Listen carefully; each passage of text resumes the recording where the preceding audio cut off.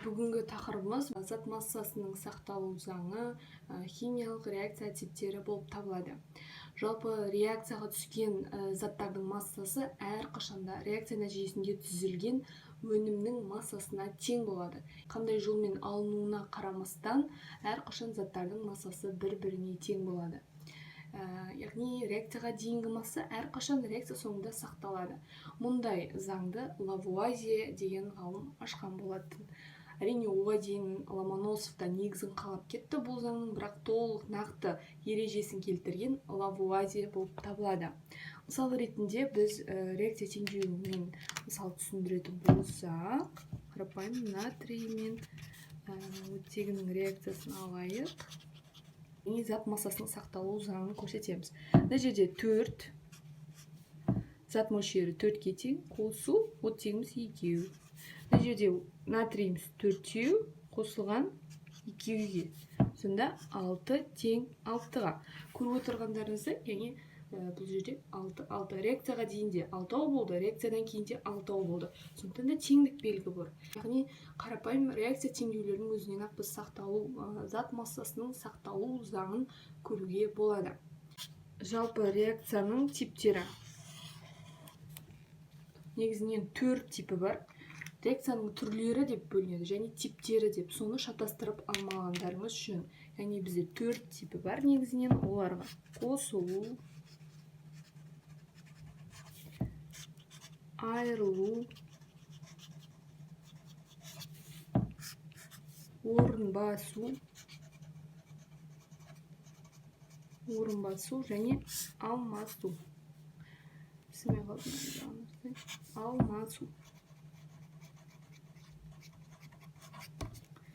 Алмасу реакциялары. Негізінен бұл реакцияларды былай түсініп алу керек. Жаттағаннан есіңізде қалу қиын, әрине. Жалпы өзіңіз түсініп алу керек. Қосылу деген қарапайым қосу реакциясы. Екі жайзаттың бір-бірімен қосылу арқылы бір күрделі затқа айналуы. Мысалы үшін біз қарапайым магний, магний мен оттегінің әрекеттесуін келтірейік.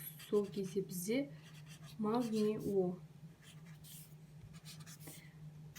Бұл жерде екі жайзат, яғни екі жайзат дейміз. Магний жайзат, оттегі жайзат нәтижесінде бір күрделі зат, яғни магний оксиді. Бұл қосылу, міне қосылып тұр ортасы. Яғни екі жайзаттың қосылу арқылы бізде қосылу реакциясы түзіледі.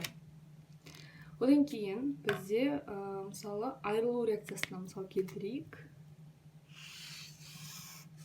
Айырылу реакциясына мысал ретінде айтатын болсақ, бізде темір сульфиді деп жатамыз. Феррум С.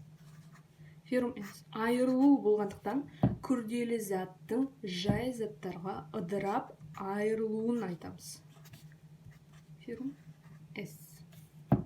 Мінекей, көріп тұрғандарыңыздай, яғни бұл жерде феррум сульфиді екі жай затқа ыдырады. Қосылуда керісінше екеуінің қосылу нәтижесінде мынау түзілсе, айырылуда керісі болады, яғни күрделі заттың жай заттарға ыдырауы.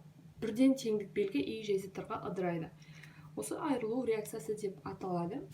Ал енді міне орын басу реакциясын айтатын болсақ, негізінен орын басу реакциясын біз Бекетов қатары деп жатамыз, немесе металдардың кернеу қатары деп айтып жатамыз. Осындай қатарды көріп, біз салыстыра отырып, осы орын басу реакциясын жүзеге асыратын боламыз. Яғни бұл жерде қалай деп айтатын болсаңыз, бұл жерде Бекетов қатарында егер элемент бізде берілген жайзатымыз, яғни орын басу реакциясы дегеніміз күрделі зат пен жай зат арасында орындалатын реакция болып табылады. Ол Бекетов қатары бойынша орналасқан жай затымыз, біздің теміріміз, яғни өзінен кейін орналасқан барлық элементтерді ығыстырып шығара алады. Яғни мына тұрған элементтің орнын баса алады деген сөз. Яғни бұл дегеніміз темір, сутектің.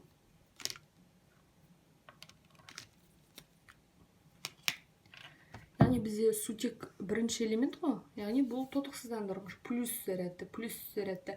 Әрқашан плюстің орнына келіп орналасады. Хлорға әлі жетпеді, иә. Сондықтан да біз металдар туралы айтып отырмыз. Бұл жерде феррум, яғни Бекетов қатарға қарайтын болсаңыз, темір сутектен бұрын орналасқан, яғни темірден соң сутек орналасқандықтан мынау суды оңай ығыстырып орнын басып алады. Орнын басып алады да сутекті былай ығыстырып шығарады. Сол кезде бізде осындай темір хлориді және сутек газы бөлінеді екен.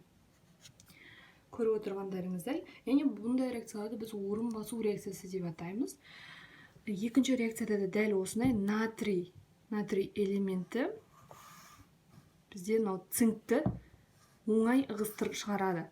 Егер Бекетов қатарына қарайтын болсаңыз, натрийден кейін орналасқан цинк элементі оңай орнын басып, яғни цинк тұнбаға түседі. Көріп отырғандарыңыздай, сонда бізде натрий S4 және цинк бөлінеді екен. Яғни бізде бір күрделі зат пен жай зат арасындағы реакция орын басу реакциясы деп аталады. Бекетов қатары деп жатамыз, немесе металдардың кернеу қатары, электрохимиялық кернеу қатары деп те атаймыз. Одан кейінгі бізде бұл алмасу реакциялары. Алмасу реакциялары екі күрделі зат арасында жүретін реакциялар. Яғни бізде тұздар деп айтуға болады. Мысалы, феррум S4 және магний хлориді. Бұлардың екеуі де тұз болып табылады. Яғни күрделі заттар. Мысалы, қараңыздар, бұл 2 элементтен тұрады. Яғни бұлар күрделі заттар. Алмасу деп айтып тұр. Яғни бұл жерде бір-бірінен катиондар мен аниондармен орнын ауыстырады. Тек қана алмасады, яғни феррум магниймен алмасады, S4 хлоридпен алмасады, яғни нәтижесінде сонда темір мынамен алмасады орын. Ешқандай бұл жерде Бекетов қатарына қараудың қажеті жоқ, яғни қарапайым орын алмастырып жаза қоямыз. Сол кезде магний S4 мына жерге келеді, сонда магний S4 міне.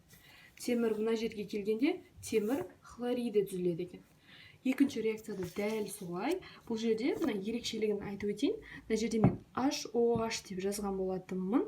Яғни ол су, қарапайым судың формуласы. Яғни бұл жерде екі сутек қой. Міне, бір сутек, екі сутек және бір оттек. Яғни түсініктірек болу үшін мен осылай ашып жаздым. Мінекей. Яғни бұл жерде міне натрий сутекпен орын алмасады. OH ионы хлор ионымен алмасады. Сол кезде мынау натрий сутектің орнына келгенде натрий OH, міне түсініктірек болу үшін осылай жаздым. Және H келеді де ненің қасына натрийдің орнына келіп тұрады. Сол кезде H хлор болып түзіледі екен. Достар, егер осы видео сізге ұнаған болса, лайк басуды ұмытпаңыздар. Және келесі видеода кездескенше.